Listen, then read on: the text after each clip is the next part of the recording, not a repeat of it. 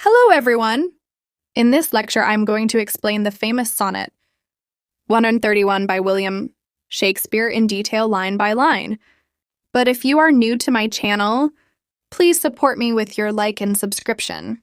Let me first tell you the background of this sonnet, then you will understand it easily.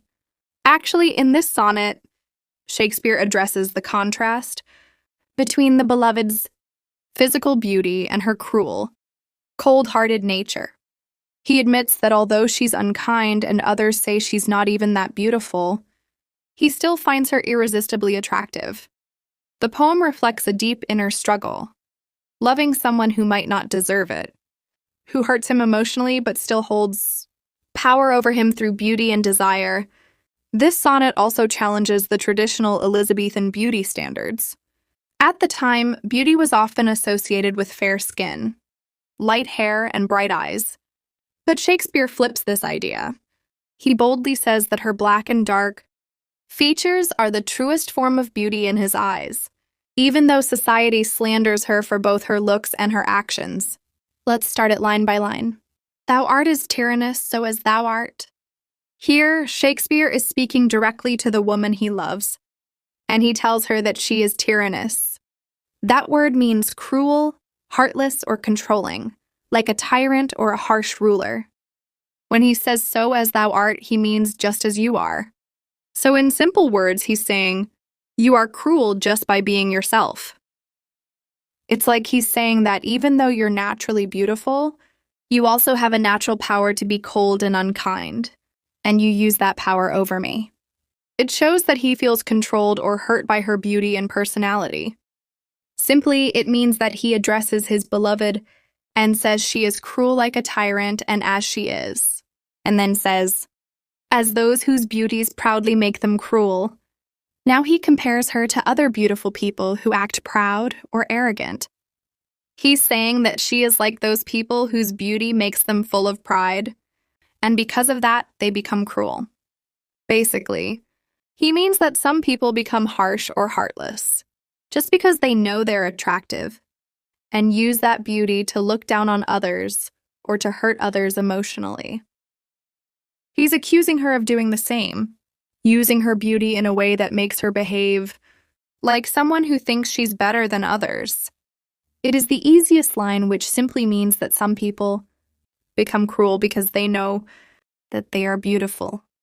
For well thou know'st to my dear doting heart. In this line, he says that she already knows how deeply he loves her.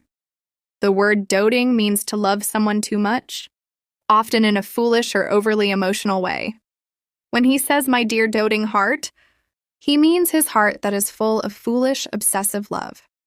So he's saying, you clearly know how much I adore you and how deeply I care about you. He's pointing out that she is fully aware of the emotional power she holds over him.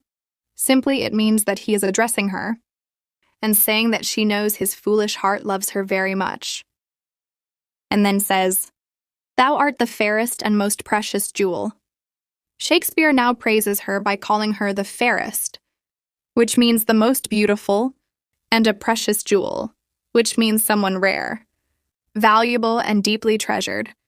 He's saying that to his heart, the heart that loves her so much. She is the most beautiful and valuable thing in the world. Even though she's cold or cruel, he still sees her as something priceless and unmatched in beauty. To make it simple, it means that she is the fairest and most precious person for him. Yet in good faith, some say that thee behold. Here he introduces a contrast. In good faith means honestly or truthfully. Some say that thee behold means that some people who look at her or don't find her very attractive. So in simple terms, he's saying, honestly, some people who look at you say you're not that beautiful. He's admitting that not everyone shares his opinion of her beauty, even though he strongly disagrees with them. In other words, that Shakespeare is saying that honestly, some people don't consider you the beautiful woman on earth, but for him, she is the most beautiful woman on earth. And then says, thy face hath not the power to make love groan.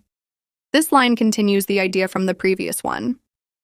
He says that other people think her face does not have the power to make someone fall deeply in love, or to feel the kind of pain that love can cause. To make love groan means to stir such powerful emotions that someone falls into emotional suffering because of love. So in simple words, others believe your face isn't beautiful or charming enough to cause someone to sigh, long or ache for love. To say they err, I dare not be so bold. Now he responds to those opinions. He says he doesn't have the courage to boldly claim that these people are wrong, even though he feels they are. The word err means to be mistaken or wrong. So he's saying, I don't dare to stand up and say these people are wrong about you, even though I believe it deeply in my heart. This line shows his humility, or maybe his insecurity in defending her against the opinions of others. Although I swear it to myself alone. Even if he doesn't say it out loud to others, he still swears privately to himself that she is beautiful. The word swear means to make a strong personal promise or statement. He's saying, I may not argue with others, but I know in my heart that you are beautiful. This shows how personal and sincere his love for her is, that even if the rest of the world disagrees, he is sure of his feelings. Simply, he is saying that he promises to himself alone that she is beautiful, and he does not say it aloud. And then says, and to be sure that is not false, I swear. In this line, Shakespeare is trying to convince himself that his belief in the woman's beauty is real and not just something he imagined or made up because of how much he loves her. The word false means untrue, fake, or incorrect, and swear means to strongly promise or declare something as true. So he's saying, I swear, I promise that I'm not lying to myself when I say you're beautiful. He wants to make absolutely sure that his feelings aren't just one-sided illusions caused by love. It's like he's saying, I need to double-check with myself that I'm not being fooled by my own emotions. So I swear again that what I feel and see is real. This line shows how deeply personal and honest his love is. He's even checking himself to be sure it's not a dream or a mistake. 1,000 groans, but thinking on thy face. Now he is expressing how deeply and painfully he is affected just by thinking about the woman he loves.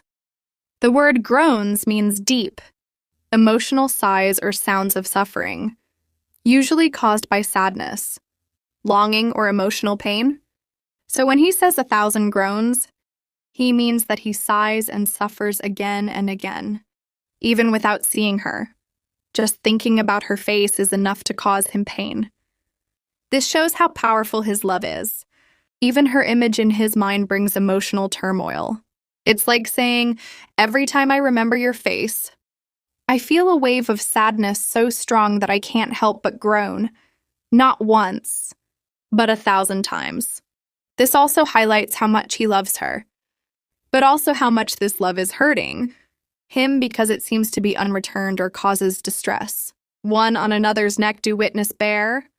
In this line, Shakespeare uses a poetic image to describe how his many groans and his deep sighs of sorrow pile up and prove the truth of his pain. The phrase one on another's neck means that the groans come one after another, continuously, like they are stacked or following each other closely, almost like people in a line resting their heads on the next person's shoulder. The phrase do witness bear means they serve as evidence or proof. So altogether, this line means, all my groans, one after the other, are proof of how much I suffer because of you. He's saying that the sheer number and consistency of his sorrowful sighs prove how much he loves her and how much pain that love brings him. It's a poetic way of saying, you don't need to ask if I love you or if I'm hurt. Just listen to how often I sigh in pain, and you'll know. Thy black is fairest in my judgment's place. This is a very important line.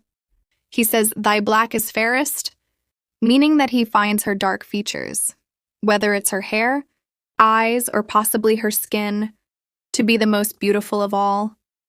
In my judgment's place means in his opinion.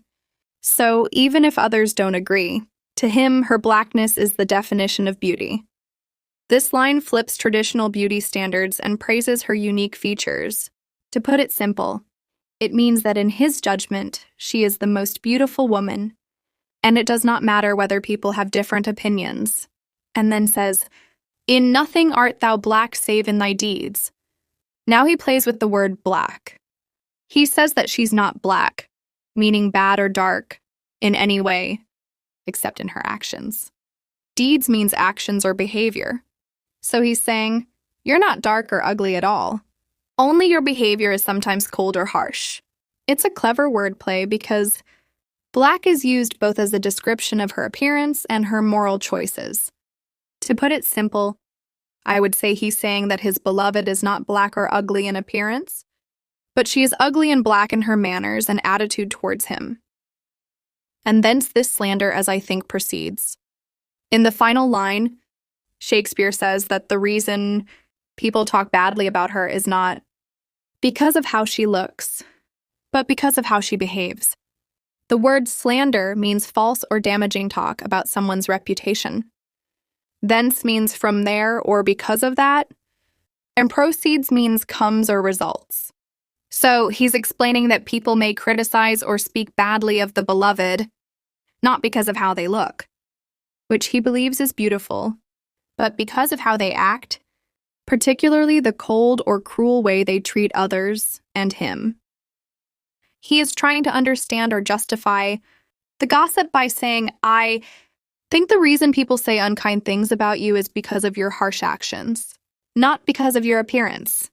Even though he loves this person and finds them beautiful, he acknowledges that their behavior might be the reason others don't see them in the same glowing light he does. It's a thoughtful and honest conclusion. Where love doesn't blind him entirely, he recognizes that actions matter just as much as looks. I hope you have enjoyed this lecture, but please don't forget like and subscription to my channel. Thank you.